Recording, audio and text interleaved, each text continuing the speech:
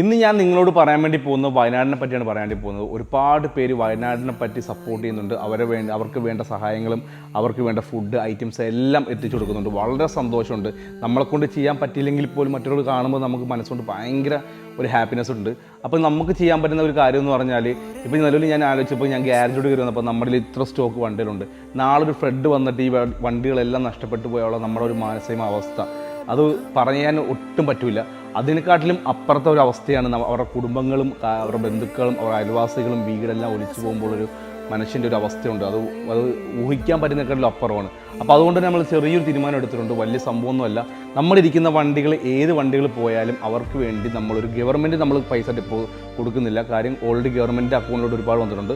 നമ്മൾ അർഹതപ്പെട്ടവർക്ക് നേരത്തുനിന്നൊരു എമൗണ്ട് നമ്മൾ മാറ്റിയിട്ട് നമ്മൾ അവരുടെ വീട്ടിലോട്ട് അർഹതപ്പെട്ടവരെ നോക്കിയിട്ട് അവർക്ക് വീട്ടിൽ നമ്മൾ എത്തിച്ചു കൊടുക്കാൻ നമുക്ക് മനസ്സുകൊണ്ട് നല്ലൊരു ആഗ്രഹമുണ്ട്.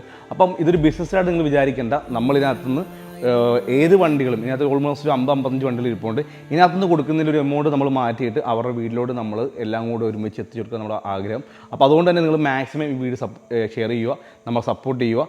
അപ്പം അതിനുവേണ്ടി നമ്മളിൽ ഓൾമോസ്റ്റ് ഒരു 10-55 വണ്ടികൾ സ്റ്റോക്കുണ്ട്. നിങ്ങൾക്ക് ഏത് വണ്ടികൾ വേണമെങ്കിലും ജസ്റ്റ് നമ്മുടെ പേജിൽ കോൺടാക്ട് ചെയ്യുക. യൂസ് പേസുകൾ ആരും പേജ് ഫുള്ള് മറക്കണ്ട. Okay, by.